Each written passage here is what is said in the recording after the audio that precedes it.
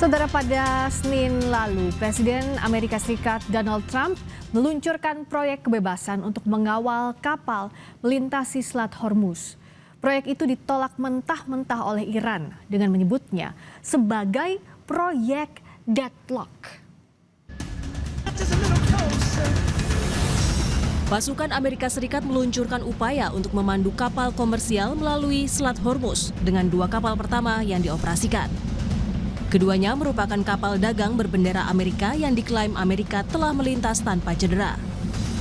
Menteri Pertahanan Amerika Serikat Pete Hegseth menyebut, pasukannya lebih menginginkan upaya baru untuk memandu kapal-kapal yang terdampar melalui Selat Hormuz berjalan damai.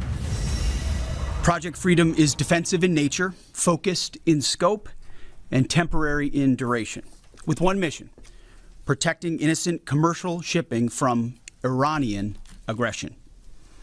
American forces won't need to enter Iranian waters or airspace. It's not necessary. We're not looking for a fight, but Iran also cannot be allowed to block innocent countries and their goods from an international waterway. 2 U.S. commercial ships, along with American destroyers, have already safely transited the strait, showing the lane is clear. We know the Iranians are embarrassed by this fact. They said they control the strait. They do not. Menanggapi proyek usungan Donald Trump itu, Menteri Luar Negeri Iran, Seyed Abbas Araghchi, mengatakan bahwa rencana Amerika untuk memandu kapal melalui Selat Hormuz justru akan menjadi proyek jalan buntu atau Project Deadlock. Hal itu disampaikan Araghchi melalui platform media sosial X. Araghchi memperingatkan bahwa saat ini pembicaraan mengalami kemajuan melalui mediasi dengan Pakistan.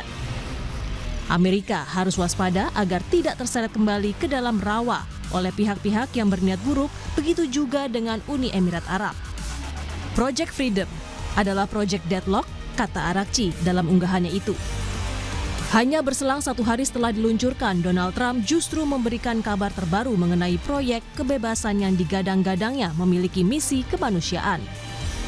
Presiden Donald Trump mengumumkan penangguhan sementara Project Freedom atau proyek kebebasan. Dalam pernyataannya di platform Social Truth miliknya, Trump mengatakan bahwa jeda tersebut memberikan waktu untuk merampungkan potensi perjanjian damai dengan Iran menyusul permintaan Pakistan serta negara-negara lain. Trump juga menyebut bahwa dalam permintaan itu terdapat kemajuan yang signifikan dalam negosiasi dengan perwakilan Iran. Di sisi lain, Amerika Serikat melalui Menteri Luar Negeri Marco Rubio menyebut bahwa Amerika Serikat sangat berharap Tiongkok dapat berbicara dengan Iran mengenai Selat Hormuz. Harapan itu salah satunya adalah dapat melunakkan Iran dalam ketegangan di Selat Hormuz. Saudara, untuk membahas taktik apa yang sebenarnya dilakukan Amerika Serikat dan Iran untuk mempertahankan Selat Hormuz, kita akan membahasnya bersama 2 narasumber. Ada Stanislaus Rianta, selaku pakar intelijen dan keamanan UI, dan ada juga nostalgiawan, pengamat Timur Tengah BRIN. Selamat petang jelang malam, Pak Stanislaus, juga Mas Owan. Selamat petang. Ya, selamat petang. Saya ke Pak Stanislaus dulu. Jadi kalau Trump bilang ditangguhkan Project Freedom atau proyek kebebasan ini, apa Anda melihat apakah ini karena adanya kemajuan negosiasi atau justru ada ancaman asimetris dari Iran yang diantisipasi oleh Amerika Serikat? Iya, nampaknya Amerika atau Trump itu sudah kelelahan ya, dan ini mencari-cari exit strateginya untuk bisa keluar dari Iran dengan cara yang lebih tanpa malu gitu. Jadi Trump tidak mau kehilangan malu, maka dia meluncurkan proyek itu. Tapi yang jelas Iran memang punya strategi asimetris yang cukup handal. Ini terbukti sudah hampir 2 bulan lebih Amerika tidak bisa mengalahkan Iran. Ini berarti kan Iran mempunyai daya ketahanan yang cukup tinggi.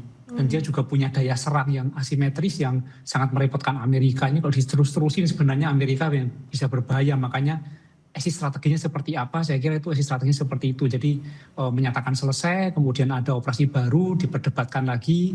Dan tentu ini akan dijaga eskalasinya supaya Trump juga tidak kehilangan isu menjelang pemilu sela nanti. Jadi Anda melihat juga tekanan dari publik AS jelang pemilu sela itulah yang mendorong Trump menyebut ini Project Freedom lah, yang dikatakan Trump sebagai upaya untuk Iran menyerah, begitu ya? Ya, itu kan Trump sedang menghadapi masalah sebenarnya kan. Masalah itu berbahaya kalau nanti diungkap-ungkap publik. Makanya dia juga perlu sesuatu supaya dibahas daripada membahas masalah yang sekarang menyerang secara pribadi Trump. Jadi saya kira orang menyebut pengalian isu juga bisa, tetapi yang jelas Amerika kerepotan menghadapi Iran. Kalau Mas Wawan, Iran juga kan menanggapi ini. Menlu Arakci bilang bahwa Project Freedom ini adalah Project Deadlock. Kalau dihitung-hitung, sebenarnya siapa yang paling rugi sih dengan kemacetan 2.000 kapal di Selat Hormuz, Iran atau Amerika? Dan Iran tampaknya ya steady aja dengan apa ancaman yang sudah disampaikan Amerika. Ya, sebetulnya kalau kita lihat ya, dengan kemampuan Iran bertahan selama 47 tahun dan juga adanya tekanan yang luar biasa sebetulnya yang pada kondisi saat ini ya, kalau saya melihat itu secara ekonomi Iran mengalami inflasi yang sangat luar biasa dan tekanan yang luar biasa. Namun ketika ada kemarin misalnya 60 hari di Kongres, Iran mengaktifkan sistem drone dan juga kemarin ketika Amerika mencoba untuk membuat simpati dunia ya dengan seolah-olah merupakan aksi kemanusiaan, tapi pada nyatanya ini merupakan sebuah aksi militer ya, dengan berdalih untuk membebaskan kapal-kapal yang tidak bersalah di Selat Hormuz. Jadi kalau saya melihat sebetulnya ini tampaknya Trump ingin mengklaim secara sepihak ya dari pembukaan Selat Hormuz. Jadi Trump tidak studi memberikan muka kepada Iran, karena jika memang benar-benar ia ingin membuka Selat Hormuz, ketika Iran membuka waktu itu harusnya AS juga ikut membukanya. Jadi ada beberapa catatan yang perlu kita lihat ya ketika Trump menggunakan Project Freedom ini sebagai salah satu pengalihan isu dari kebuntuan negosiasi. Yang pertama kalau saya lihat Trump ingin membalikkan simpati global sebagai juru selamat. Jadi kita tahu bahwa selama ini yang melakukan blokade itu adalah Iran di Selat Hormuz pertama kali. Dunia mengecam Trump sebagai salah satu negara yang memulai untuk melakukan invasi. Yang kedua, kita melihat bahwa ini adalah sebagai strategi yang selama ini dilakukan Trump dengan melakukan aksi unilateralisme dan sepihak ya. Jadi ini sebuah bentuk kalau saya lihat sebagai intimidasi politik dan provokasi militer atas kebuntuan itu. Dan yang ketiga yang perlu kita catat adalah Trump is ready to talk, but he is not ready to negotiate. Itu yang perlu kita garis bawahi. Jadi dia berkuar-kuar di Facebook, di X ya, akun X. Tetapi dia ketika duduk dalam meja negosiasi tidak memiliki kesabaran. Ketika ada 14 poin, dia menawarkan 9 poin. Iran secara diplomatik membalas itu menjadi 14 poin. Itu sebetulnya merupakan salah satu titik tengah yang bisa dicari ya kalau mereka mau duduk secara diplomatis ya. Oke, kamu 9 ide, saya mempunyai 14 ide, apa yang harus kita bicarakan? Itu sebetulnya Freedom ini menjadi aneh dan tidak strategis. Yang keempat yang kita cermati adalah ini adalah bisa jadi sebagai justifikasi untuk mengelabui Kongres. Jadi kita sudah tahu Trump berkoar bahwa dalam Kongres perang secara definitif sudah selesai. Tetapi dengan adanya Project Freedom ini, dia justru menggunakan kekuatan militer dengan dalih kemanusiaan. Jadi ada upaya-upaya untuk mengelabui itu. Dan yang kelima, kalau kita lihat, ini adalah cara untuk menyelamatkan muka Trump. Jadi kita tahu tekanan yang luar biasa, baik itu secara dunia internasional, dari NATO, dari negara-negara Teluk, dan juga secara internal dari Amerika itu sendiri. Jadi dia membutuhkan satu cara untuk menyelamatkan harga diri dan muka dia. Dan seperti AS juga mengeklaim ya kemarin dengan menutup kembali program ini dengan menyatakan bahwa terpenuhi kesepakatan dengan negara penghubung, dalam tanda kutip itu Pakistan. Tapi anehnya hingga saat ini belum ada statement satupun dari Iran bahwa apakah benar-benar terjadi kesepakatan. Jadi dugaan saya sebetulnya tekanan desakan internasional bahwa mengarah kembali pada perang baru itu adalah sesuatu yang sangat membahayakan karena banyak kapal-kapal tanker dan juga kapal-kapal bisnis yang ada di sana, dan saya juga ini adalah desakan dari GCC. Kita tahu ketika ada serangan pada Uni Emirat Arab, mendadak GCC kompak untuk melakukan penolakannya. Ini merupakan salah satu yang tidak bisa dibenarkan jika Iran benar-benar melakukan penyerangan terhadap Uni Emirat Arab. Dan itu yang perlu kita cermati, Mbak, untuk saat ini. Dan ini sejalan juga dengan tadi apa yang disampaikan Pak Stanislaus. Pak Stanislaus, ini kalau kita juga membaca apa yang disampaikan oleh Secretary of State atau Menteri Luar Negeri Amerika Serikat Marco Rubio, saya bacakan kutipannya, "Frankly, if you want to talk about it, it's to rescue like almost 23,000 civilians from 87 different countries." Apakah ini hanya sebagai sebagai topeng saja untuk Amerika Serikat menutupi tadi dengan dalih alih-alih untuk menyelamatkan civilians, warga sipil yang terjebak di Selat Hormuz, tapi ini justru jadi upaya Amerika Serikat untuk merebut Selat Hormuz, Pak Stanislaus? Ya, bisa kedua-duanya terjadi. Bisa upaya Amerika Serikat memang untuk merebut Selat Hormuz, tapi dia mencari simpati jelas, karena ini kan berbahaya ketika Trump tiba-tiba angkat kaki dari Selat Hormuz tanpa legitimasi apapun. Jadi dia akan kehilangan muka, makanya harus cari sesuatu supaya dia masih punya pan atau pembenaran di depan dunia internasional. Dan Trump sebenarnya kan kita lihat dalam 1 bulan ini kan dia tuh sibuk mencari cara atau gagal untuk exit dengan kemenangan itu. Dia mengklaim menang, tapi kan sebenarnya Iran cuek-cuek saja gitu. Iran cuek-cuek saja, jadi nggak ditanggapi. Iran juga tidak merasa kalah, tidak merasa apa. Ini kan yang bikin Amerika nampaknya mencari-cari isu. Kemudian itulah proyek kebebasan itu yang proyek kebebasan itulah yang akhirnya menjadi judul baru ya saya kira. Dan dia angkat kaki mengakhiri perang ini menjadi sia-sia. Jadi kayak proyek yang mau diapain proyek itu gitu kan. Perang sudah nggak ada. Paling lucu nanti Iran ternyata juga membebaskan Selat Hormuz, silahkan lewat. Nah, itu lucu lagi tuh, nanti malah Amerika nampak sekali tidak ada peran sebenarnya. Dan juga bagaimana kalau kita lihat dari POV, point of view, sudut pandang lainnya, Mas Wawan, yang disampaikan oleh Amerika Serikat beberapa waktu ini, tadi kalau Pak Stanislaus bilang bahwa Iran tidak merespons apa-apa, tapi yang digaungkan oleh AS adalah ada perpecahan kok di internalnya Iran. Nah, bagaimana kita membaca ini sesaat lagi di Sapa Indonesia Malam? Masih bersama kami di Sapa Indonesia Malam bersama dua narasumber, Stanislaus Rianta, pakar intelijen dan keamanan UI, dan juga nostalgiawan pengamat Timur Tengah BRIN. Mas Wawan, kita lanjutkan tadi. Di sisi lain juga Amerika Serikat bilang ada perpecahan di internalnya Iran. Bagaimana kita membaca ini? Apakah iya? Kalau kita melihat ya, memang sejak dulu Amerika memang menggunakan taktik-taktik demikian ya. Karena sebelum terjadinya penyerangan, Amerika juga mengkeoskan kondisi sosial ekonomi politik dengan demonstrasi yang besar. Jadi salah satu cyber yang memang dilakukan oleh Amerika. Jadi selain militer itu memang digunakan. Tuduhan-tuduhan itu sebetulnya sejak dulu ya. Ketika awal-awal dilakukan tuduhan seperti itu, Iran secara kompak ya, Menteri Luar Negeri, Presiden Iran, dan juga perwakilan dari Parlemen Iran menyatakan bahwa mereka dalam posisi yang masih stabil dan satu, jadi tidak ada perpecahan. Dan baru-baru ini Mustaba juga mengeluarkan statement baru ya, bahwa mereka sangat ready untuk apapun situasi yang terjadi. Saya kira ada isu misalnya dari AS menyatakan bahwa ada peralihan shifting power dari pemerintahan Iran sekarang menuju IRGC ya. Itu saya kira perlu dicermati karena itu masih informasi sepihak yang dibantah oleh Trump itu sendiri, oleh Iran itu sendiri. Jadi sebetulnya banyak sekali ya, kalau kayak saya lihat ada kesalahan analisa diplomatik dari yang dilakukan oleh Amerika Serikat ya. Dan contohnya kalau kita mau jujur ya, yang sekarang ini juga terjadi kesalahan analisa diplomatik. Jadi Project Freedom ini dilakukan oleh Amerika dengan misi cover kemanusiaan, tetapi menggunakan kekuatan militer sebagai dugaan bahwa AS mengira dengan inflasi yang sangat parah, tekanan ekonomi yang akut, klaim perpecahan di kalangan elit Iran itu sebagai salah satu upaya bahwa apapun yang dilakukan mereka, bahwa Iran tidak akan gegabah untuk memulai perang.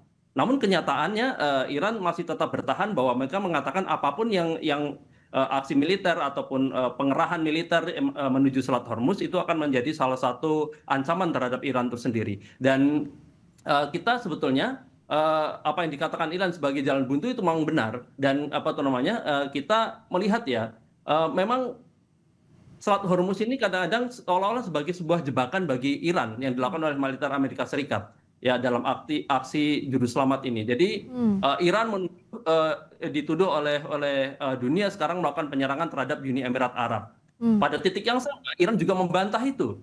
Jadi apakah Iran memang ingin masuk jebakan atau Iran ingin mendefinisikan lain? Kalau misalnya Iran memang benar-benar sebagai pelaku ya, di luar bantahannya bahwa Uni Emirat Arab bukanlah salah satu aset strategis yang memang diincar oleh Iran untuk saat ini, karena itu akan meningkatkan eskalasi. Dan kita bisa melihat sebetulnya apakah Iran ingin benar-benar ingin mendefinisikan ini menjadi salah satu perang yang akan, karena kebuntuan ini ditarik menjadi perang kawasan. Sehingga ini bukan hanya Amerika saja, tetapi juga menarik Uni Emirat Arab dan juga negara Teluk untuk masuk dalam perang ini. Jadi selama ini mereka kan enggan ya, mensupport dari belakang, tetapi tidak secara vulgar untuk mendukung Amerika Serikat. Dan ini sebetulnya yang tidak disukai oleh Amerika Serikat.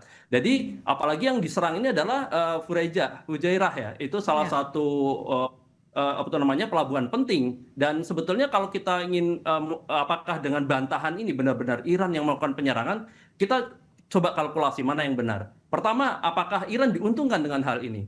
Kalau analisa diplomatik mengatakan bahwa sebetulnya ini sebuah, kalau memang benar-benar dilakukan Iran, ini sebuah langkah yang sangat-sangat tidak perlu. Jadi serangan ini secara diplomatik merugikan citra Iran. Jelas akan menambah musuh yang tidak hanya Amerika Serikat, juga di kawasan atau bahkan secara internasional akan membuat mencitrakan itu sebagai tindakan invasi. Apa bedanya AS sama Iran itu kan? Jadi sesuatu tidak perlu sebetulnya Selat Hormuz. Tapi bagaimana segi positifnya? Siapa yang diuntungkan? Jadi sebetulnya seperti yang saya utarakan tadi, yang pertama, ini juga bisa menjadikan sebetulnya bagi AS ya, ini bisa menjadi alasan bagi Trump untuk menggunakan kekuatan militer dengan dalih kemanusiaan. Atau jika ini merupakan sebuah jebakan tadi, dia ingin Iran memulai perang sehingga membuat justifikasi bahwa Amerika Serikat melakukan aksi defensif seperti yang dilakukan yang diutarakan oleh wakil presiden Amerika ya, bahwa kita dengan adanya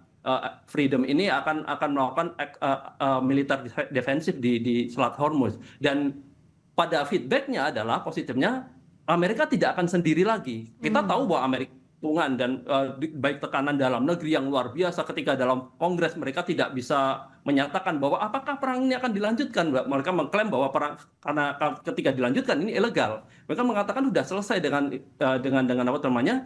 gencatan senjata 2 minggu yang kemarin kan.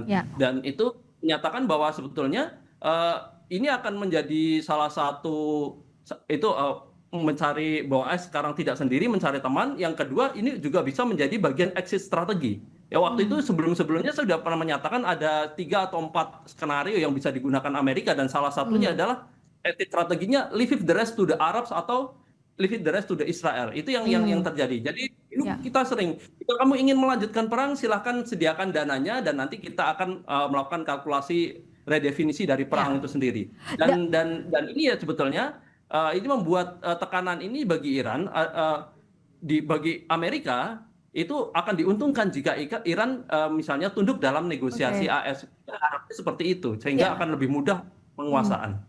Oke, nah membaca ini Pak Stanislaus, apakah serangan di Fujairah, di kilang minyak Fujairah di Uni Emirat Arab, ini justru menguntungkan Iran atau enggak? Karena sebenarnya Iran sendiri langsung membantah dan bahkan menunjuk Amerika Serikat loh yang melakukannya, tidak ada niatan Iran atau itu bukan targetnya Iran. Bagaimana membaca ini secara intelijen?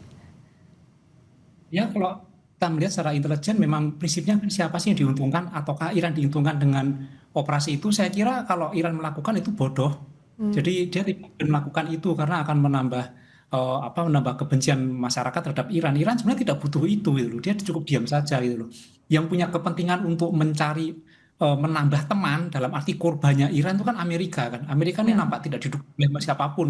NATO tidak mendukung, negara kawasan Teluk juga tidak mendukung. Jadi dia perlu sesuatu yang bisa mendukung dia untuk legitimasinya. Ini kan dalam intelijen namanya operasi bendera palsu sebenarnya kan. Saya berhipotesa seperti itu, operasi palsu yang seolah-olah itu adalah Iran gitu loh.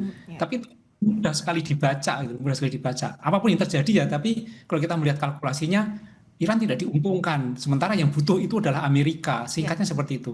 Nah, kalau ini dibaca sebagai strategi false flag atau bendera palsu, apakah juga ini terbaca bahwa tidak serta-merta eskalasi meningkat di kawasan Teluk?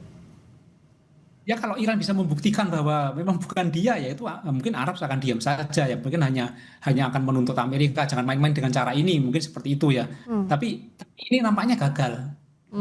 Serangan itu tidak membawa dampak apapun, tidak menguntungkan tidak menguntungkan Amerika, juga tidak merugikan Iran gitu. Jadi nampak lewat saja. Jadi kita lihat nama Amerika nampak frustasi sekali kelihatannya, terus kemudian menyatakan mengakhiri perang ini, kemudian dia mengubah menjadi proyek pembebasan. Saya kira itu sudah menunjukkan bahwa ya Amerika frustasi. Dan Mas Wawan, kalau di kawasan Teluk sebenarnya siapa sih yang bisa jadi penghubungnya Iran? Apakah Oman? Karena sejak awal serangan juga Oman cenderung tidak tersentuh ya oleh Iran. Ya, untuk sekarang, untuk kali ini ya, salah satu-satunya negara dari Teluk yang dianggap Iran bukan sebagai enemy ya, dan sebagai suatu rekanan yang bisa diajak duduk adalah Oman. Yang sebelumnya sebetulnya itu Qatar, berpotensi sebagai penengah ya, dan dalam banyak hal Qatar sebagai negara penengah seperti yang dilakukan oleh Pakistan. Namun pada kenyataannya military base Amerika yang terbesar itu ada di Qatar, ada di Doha. Nah, itu yang menyatakan menjadi duri dalam daging ya.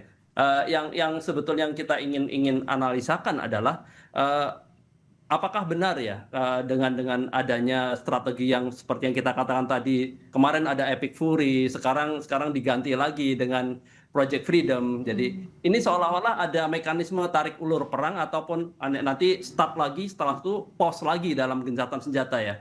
Jadi ini bagi saya ada sebuah kesimpulan ya, bahwa Trump ingin meraba-raba. Dia tidak mempunyai strategi matang untuk untuk masalah Selat Hormuz ini. Juga sebetulnya dia tidak mempunyai exit way. Kalau saya katakan exit way karena dia terdesak, karena akan ada pemilu pada November nanti, dan itu salah satu satunya cara yang paling baik bagi Trump untuk keluar dari krisis ini, karena dia sudah memulai invasi, adalah menang dalam perang melawan Iran. Ketika dia menang, maka dia akan terbebas dari segala tekanan, tuduhan, dan juga nanti akan mengembalikan Amerika sebagai great again ya, sebagai penguasa unipolar gitu, yang sebetulnya sudah mulai ditolak oleh NATO dan yang lain ya.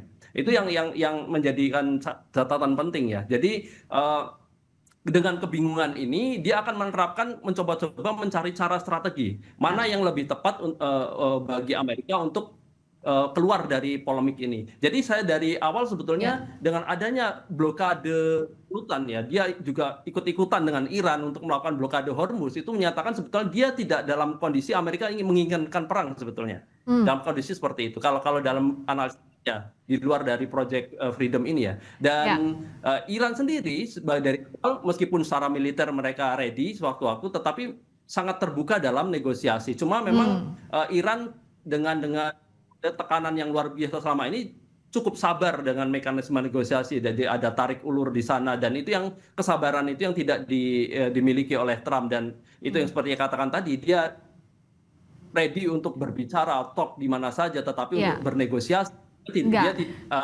takut untuk kehilangan muka, karena target dia bagaimana keluar dari perang ini sehingga dia diceritakan sebagai penang. Setelah itu dia akan terbebas dari segala tuntutan ataupun dari segala tekanan ya.